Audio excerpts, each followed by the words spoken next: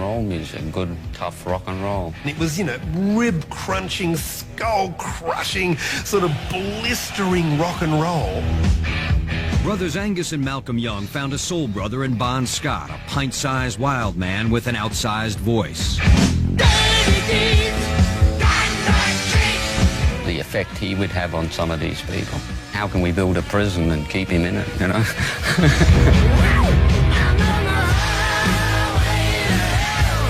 With Bon up front, AC/DC rode to rock stardom on a high-voltage highway to hell. We drank like it was no tomorrow. We woke up and drank again. I can't help thinking that maybe Bon had an inkling that he might have been going a little bit. For my life. Devastated but determined, AC/DC buried and then replaced a legend.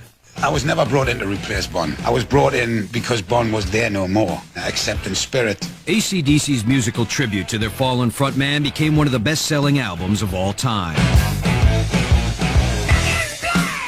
But the loss of Bon Scott would not be the band's only dance with death, as they found themselves linked to a serial killer. One of the pieces of evidence that was left behind was a hat bearing the letters AC/DC on it.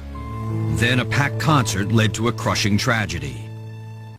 And Malcolm was following in Bon's fatal footsteps. Another empty bottle. I was just physically and mentally screwed by the alcohol. But after 25 years of heartbreak and headbanging, AC/DC continued to rock. But they used to say, lock up your daughters when we came around. Now they're saying, lock up your mothers.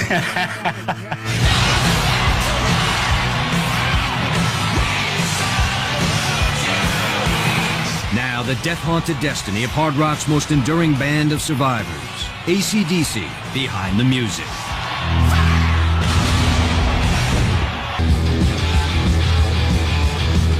In 1979, lightning finally struck AC/DC. After 6 years of throwing out sparks, the band's hard-charging, high-decibel rock and roll finally exploded into the mainstream. No stop signs, speed limit. They weren't glitter rockers, they weren't heavy metal. Their schoolboy drag aside, AC/DC were in a class by themselves, with a sound all their AC/DC's power and passion. Bon was becoming a real hero very quickly amongst the tougher guys in the audience. They all wanted Bon, the drink, the wild life, you know, they loved him. Scotland Yard said the body of 30-year-old Bon Scott was discovered. Then in 1980, 5 years after he energized the band, Bon Scott was found dead. A post-mortem will be carried out later today to establish the... Bon Scott died drinking. His death nearly killed the band. I don't think we'll ever get over that one, you know. It's so hard to believe that the next day they're not there. He'd been part of our lives for a long time, you know. I was a bit numb, you know. I was really a bit numb, really. Bon was Bon. He was always the same and never expected anything to happen to him. It was quite a shock. We wanted to continue the band, but we just didn't have the will to at the time. For AC/DC, the death of Bon Scott was more than the loss of a bandmate. It was a death in the family. And from the beginning, AC/DC was all about family. In 1963, Malcolm and Angus Young's unemployed father moved his family from their native Scotland to Australia. 10-year-old Malcolm and 8-year-old Angus were a pair of immigrant kids looking to fit in. I had to learn how they talked, and you know, because Australia's got a bit mix of Americana and a bit, you know, the old world English. The youngest of 8 children, Angus and Malcolm remember a childhood with little money, but a wealth of music. It was just like learning to read to us. It was all part of, you know, it was the norm. You know, we thought everyone lived like that. Every few weeks there'd be a party for one reason or another. There was an old piano that we had, somebody would get on that, and they would sing all the old rock songs. Malcolm and Angus grew wild about rock and roll, especially when their older brother George formed his own band. The Easy Beats became a big hit down under.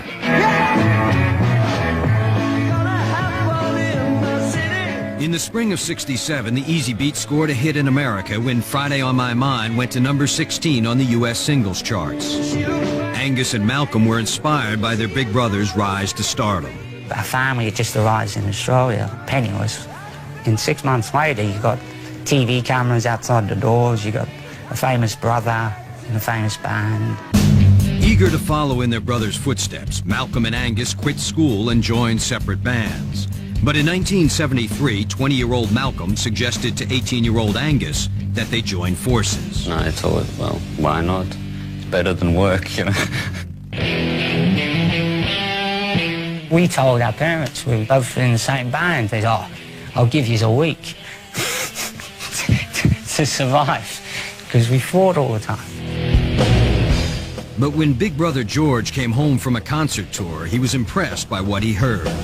All of a sudden, the Kid Brothers were still the Kid Brothers, but my God, they knew how to play. Angus and Malcolm's band needed a name to match their high-powered sound. Their sister Margaret's sewing machine triggered a flash of inspiration. Well, there was a sewing machine that had AC/DC on the back of it. And we were tossing around names for weeks, and she just said it one night, and everyone went, that's good. To the brothers, AC/DC implied power and energy, but a local cab driver let them know that AC/DC had an alternate meaning. Hey, you know what that means, don't you? You guys aren't all gay. I said, what? You're looking for trouble, pal, you know? He said, no, seriously. Bisexual, it's AC/DC. I go, oh, we better change the name. The name stuck, as did another gimmick courtesy of Sister Margaret's sewing machine. She said to Angus, you know, Angus, you're still more like a schoolboy. You know, you wear a schoolboy uniform. I think she said it jokingly. But the next thing, she was stitching up school suits for him. It's a fun thing. You know, I said, oh, you can go as a schoolboy, then you can graduate and come back out in the jeans. George, my other brother, he used to try and butter me up. He said, you'll be rich very quick. And of course, you know, at first I believed him. So I thought I'd better earn my keep, you know. In 1974, brother George and fellow Easy Beats band member Harry Vanda were producing records for a small Australian label. They decided to record AC/DC. There was no sort of, do they have it or don't they have it? It was obvious that they had something. AC/DC's first single was released in July of '74. The record was a regional hit and led to a small local tour, but the brothers Young weren't happy with their lead singer, Dave Evans. You know, he'd go on with his makeup and he would maybe even blow him kisses. We just grew not to like it. Malcolm and Angus were looking for a new frontman when in the summer of '74, their future drove up in the person of Ronald Bon Scott. Cut this. It was kind of weird. He pulled up in this old beat-up 50s car, you know. You could barely see. You just saw this sort of maniac head and this, you know, this crazy guy coming flying down the road.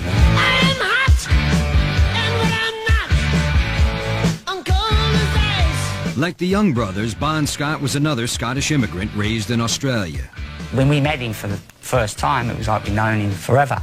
No with Bon, no with us guys. He almost became a brother. Bon was a headstrong wild child, bound and determined to be a rock star. All he wanted to do was be the singer in a band. You couldn't stop him once he made up his mind. That was what he wanted to do, and he just did it. Bon dreamed of fame, but found trouble instead. By 1974, he had already served jail time for assaulting a cop and had recently survived a near-fatal motorcycle crash.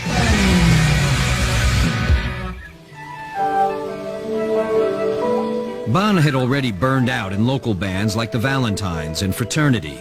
To Malcolm and Angus, Bon looked and sounded like a perfect fit for AC/DC.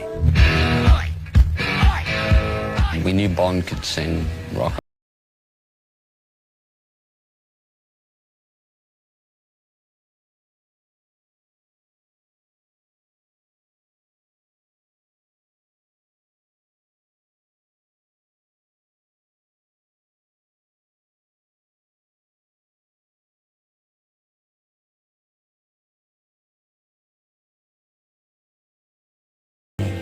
and I was just totally stunned.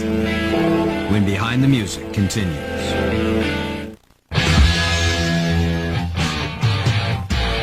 By 1974, 21-year-old Malcolm Young and his 19-year-old brother Angus had formed a band and found a frontman. 28-year-old Bon Scott was a perfect fit for AC/DC, a hard-rocking, hard-living dynamism to come. The first gig, you know, he's got a bottle of bourbon and he just juices it all, you know, and then he's got you know, there's drugs and everything coming in. And I said to Malcolm, I said, he'll be lucky if he can walk, let alone sing, you know. Bon Scott's behavior may have been shocking, but his performance was electric. And we heard his voice proper then, and thought, geez, that guy's got some voice. He can scream, a great melody, he's got great feel.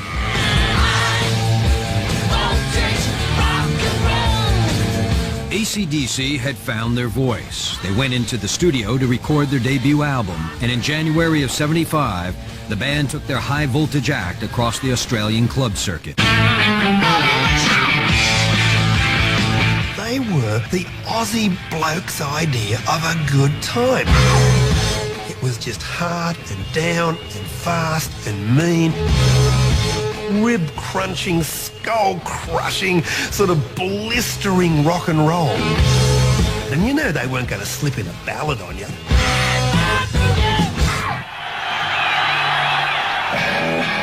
Having conquered Sydney's music scene, AC/DC relocated to Melbourne and retooled the group's lineup. '6, they scored a deal with Atlantic Records to release their music internationally.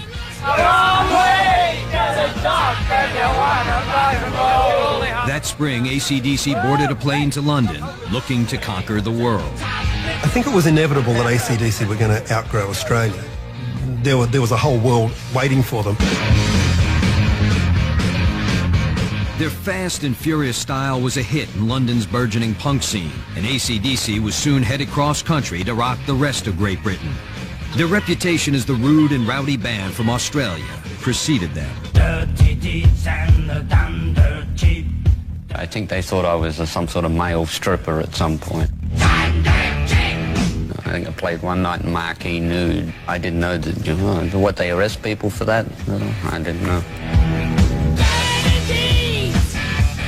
AC/DC came to be considered less a band than a band of outlaws. On stage, working with Angus and Malcolm's older brother George, who produced their next album, Let There Be Rock. Me and Malcolm said, well, we really want a lot of guitars, you know, big guitars. Released in the summer of '77, Let There Be Rock blasted onto the U.S. charts. AC/DC were on the verge of becoming an international hard rock phenomenon. Touring rock and roll band. If you'd have been on the road with us for those years up to that point, you would have known exactly what we were talking about. After 6 hard years on the road and in the studio, AC/DC's grit and determination were finally paying off. Bon Scott was enjoying the high times. Only for Bon, the high times were even higher.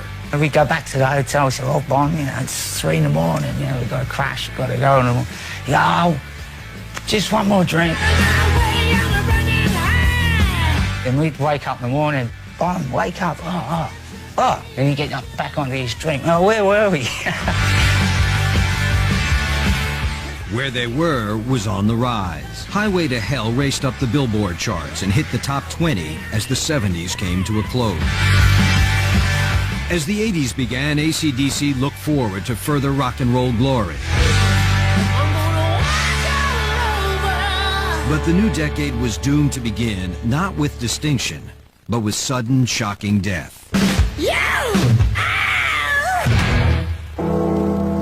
Coming up, a legendary voice is silenced. I don't think we'll ever get over that one. We wanted to continue the band, but we just didn't have the will to. And later, Requiem for a rock and roll heavyweight. Back in Black was written about Bon and for Bon. When Behind the Music continues.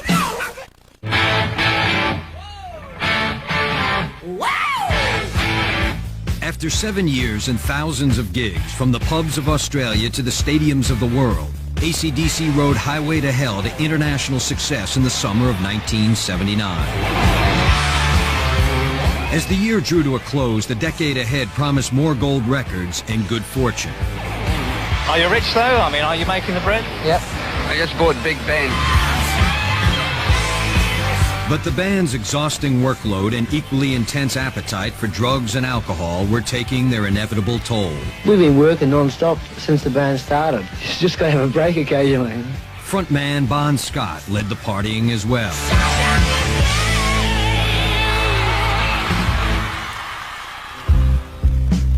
No one could stop Bon's wild ways, not even his beloved mother. Got another empty bottle.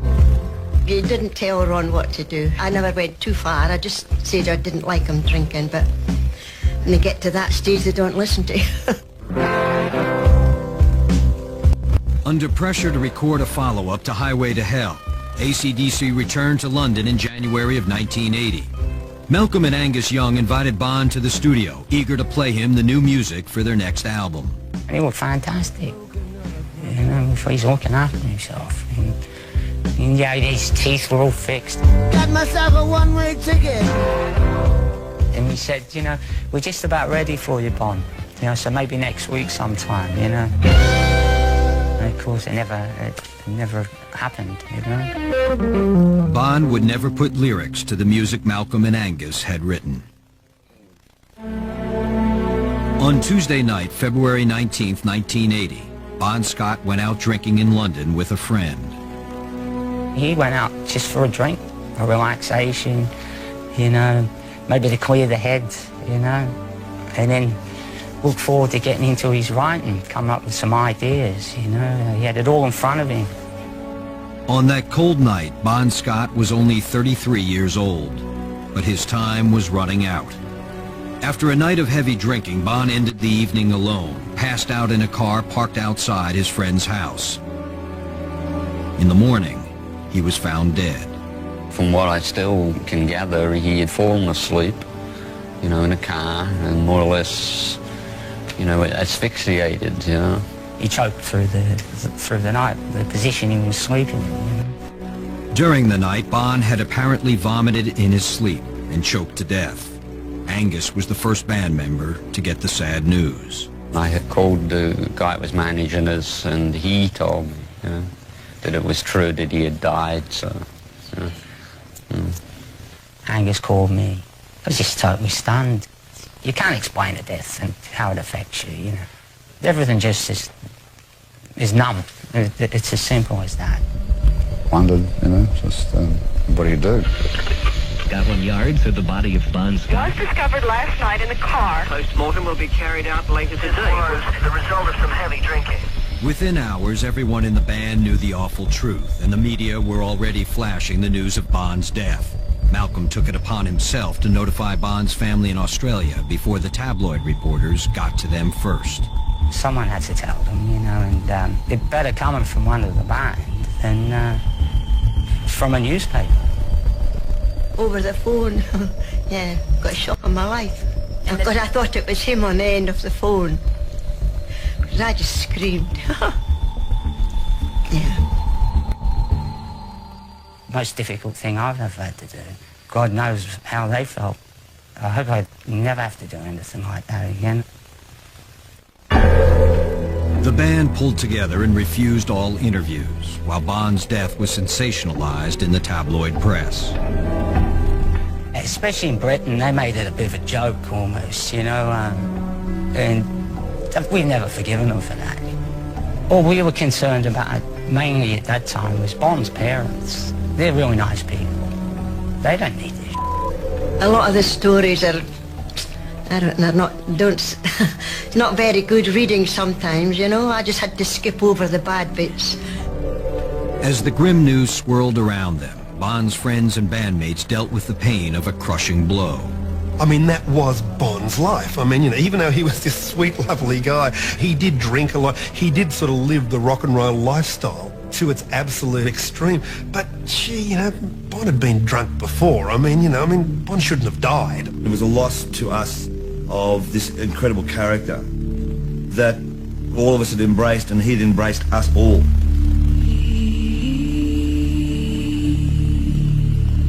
Work on AC/DC's new album was suspended, and Malcolm and Angus flew home to Australia to lend support to Bon's parents and mourn the loss of a man who had become brother to them. When you're younger, you don't really think that something like death is going to touch you.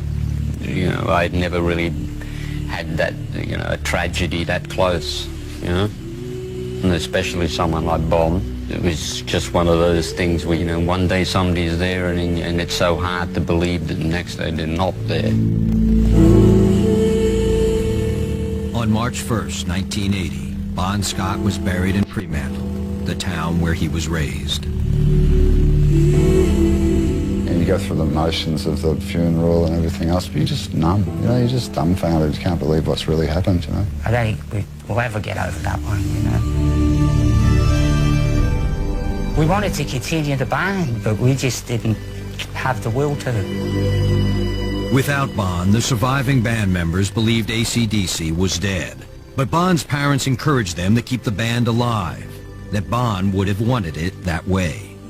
Let's, you know, we've got their blessing, you know, so let's go and try and do something.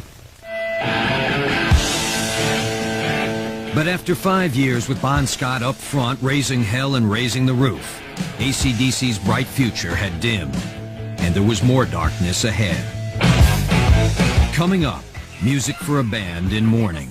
We wouldn't have even done it justice in words. He was reeling from the loss of their friend and frontman, lead singer Bon Scott. But the band's founding members, Angus and Malcolm Young, were convinced that Bon would have wanted AC/DC to carry on. And we all agreed that the last person that would want to see it fold would be Bon. Finding a lead singer to replace Bon Scott was a daunting task. Bon's powerhouse voice and unabashed showmanship had been central to AC/DC's success. Their search led them to Brian Johnson. I saw them on television, a program called Rock Goes to College. They are, of course, AC/DC. They're just about to start a tour. I was just transfixed with Angus and Bon.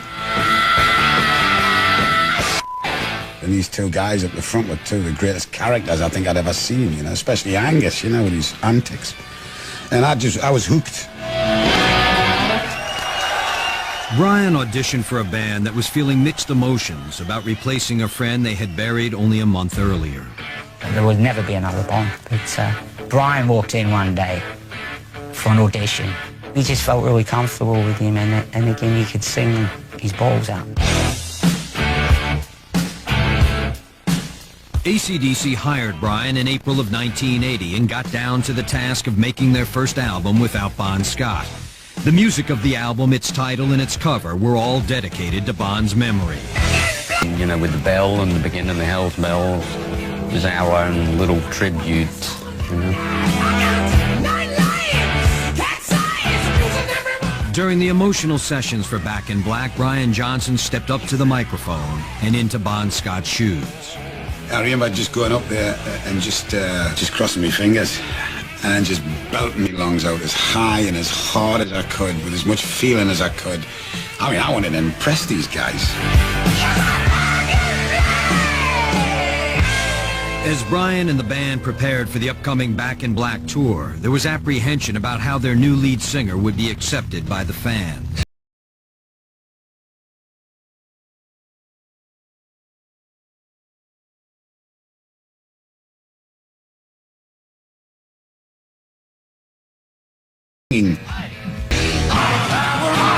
Nerve-wracking it was, real nerve-wracking.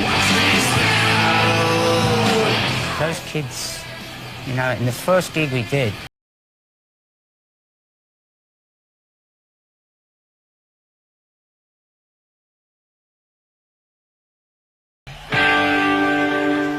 The top 40 single. The album's phenomenal success proved an impossible act to follow. After Back in Black, it was so huge. The world was waiting for this, you know, for this follow-up. And I just don't think you can do it. It's like the stock market today, it's going to fall down sometime, you know. I mean,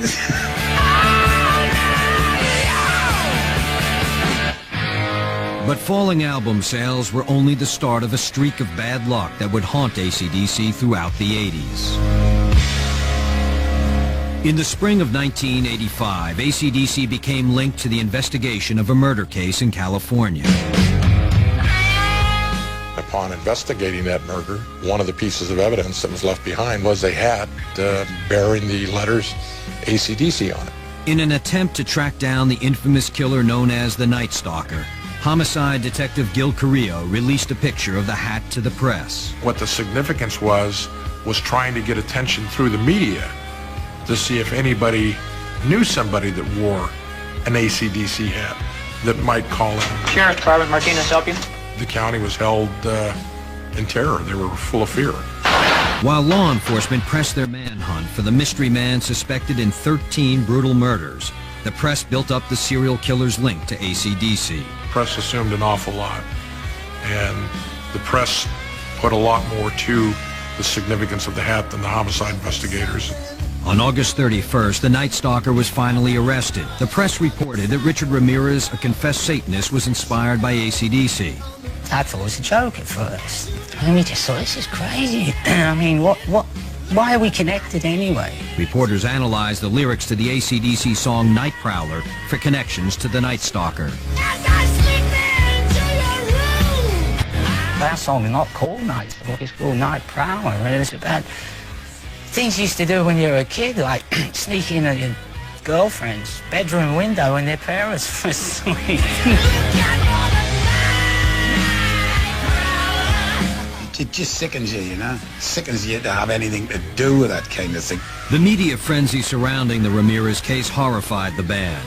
As the press played up the satanic angle, it was suggested that AC/DC's name stood for Antichrist, Devil's Children. It's been called everything since, you know, AC/DC, the meaning of the letters, you know. No matter you tell them the sewing machine story and everything, they still think, no, there's more to this. And I don't know why they zeroed in on us. I could never see the connection myself. But the negative press surrounding the Night Stalker case had already done its damage. That same year, AC/DC found themselves at the center of another controversy when the Parents Music Resource Center, led by a group of U.S. senators' wives, including Tipper Gore, placed AC/DC at the top of a list of artists they deemed obscene. You got idiots like Tipper Gore, who really is a twit. The attacks on AC/DC continued through the mid-'80s, but the band ignored their critics and focused their energy on a string of gold records and one concert tour after another. As long as we got clubs to play, we're cool, you know. If we could play all around the world in clubs, hey, what a life. So we were never, you know, felt defeated. Still, the years since Bon Scott's death had taken a toll on Malcolm. His drinking had steadily increased, and in April of '88, he finally bottomed out. My drinking overtook, you know, my whole thing. You know, I felt like almost Dr. Jekyll, Mr. Hyde, you know. On stage, Malcolm tried to keep it together, but off stage, he was unraveling. In the middle of the band's Blow Up Your Video tour, Malcolm realized he couldn't take it anymore. So I had a talk with Angus, and he said, how would you feel if I could at least take a break? I think he was worried about me, that he'd be disappointing me. But he turned and he said, look, I'm gonna, you know, I'll have to stop, you know, because if I continue, he felt he'd become a casualty, you know. And he was a big enough man to turn around and say, you know, I can't cope with this. So I was letting people down. I was making people get worried about me. I wasn't brain dead, but I was just physically and mentally screwed by the alcohol. The brothers recruited their nephew Stevie to play for Malcolm while he fought to get sober. In time, with the help of Alcoholics Anonymous, Malcolm was able to put down the bottle and pick up the guitar. That did it. That got me right. It put me on track, you know. It woke me right up. God knows what he went through. But whatever it was, he fixed himself better than ever. Nightmare. Terrible nights. Never forget as long as I live. The concert had barely begun when tragedy struck. Seating was not reserved, so that night as the doors opened, 13,000 eager fans rushed forward to claim seats near the front of the stage. 3 fans were trampled to death in the stampede. At the time, AC/DC didn't know the full story. And I got there. Well, there's one dead, and that was it. I just sat there and tears. Angus was just beside himself. I could see he was welling up. Mal had tried to hold it together as best he could. The band wanted to stop the show, but were advised to play on to avoid further chaos. When they later learned that 3 fans had been crushed to death, they were heartbroken. The event was so painful that to this day, Malcolm will not talk about it. I think what hurt most is the next day in the newspapers they were saying band played on where kids died about them, and they had a photograph of me with a smile on my face. It was just journalistic opportunity that just went beyond the bounds of decency. You know, I was just so angry and hurt. To make matters worse, the band faced lawsuits claiming that they were responsible for the fatalities. The lawsuits were coming flying at us from every angle. It was a feeding frenzy, really. Well, I think at the end of the day, it's your name on the ticket, you know, and it's your name that they see. By spring of '91, the court dismissed AC/DC from a wrongful death lawsuit brought by the father of one of the 3 teenagers killed in Salt Lake City. For AC/DC, the 1990s, like the 80s, had begun on a dismal note. Hopefully, their luck would change in the decade to come. Coming up, AC/DC attacks the new millennium. It's 100%, you know, there's no screwing around, especially with AC/DC. When Behind the Music continues. After a tragic concert in Salt Lake City in January of 1991, AC/DC was hoping for a fresh start in the new decade and a chance to put their often painful past behind them. In September of '91, Russian President Boris Yeltsin invited AC/DC to headline a free concert for young Russians who had helped to block a communist coup. When we arrived in Moscow, getting off the plane, there was just so many people. It was like they just stopped work.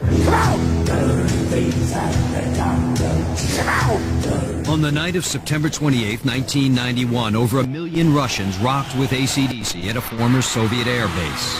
That was a great gig. I remember walking on there and just, my heart was beating, you know. I mean, it was just forever. The band left Moscow with a renewed sense of optimism. For AC/DC, it had been a long, hard highway to hell from Australia to Russia. 17 years of heartbreak. And Angus and Malcolm Young are still the heart and soul of the band they've led and loved for more than a quarter of a century.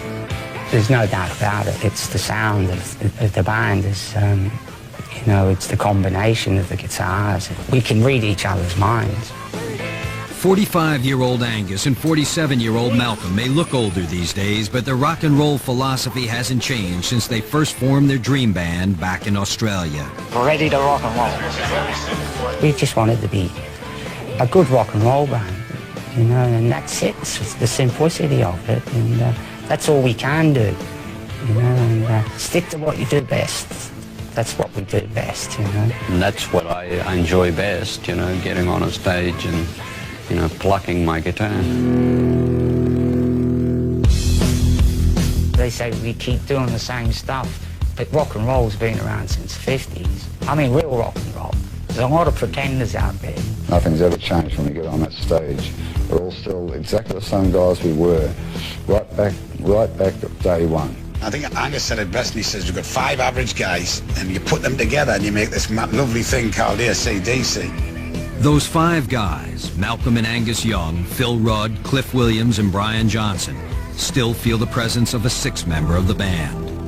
2 decades after his death, Bon Scott's spirit remains a strong force within the group.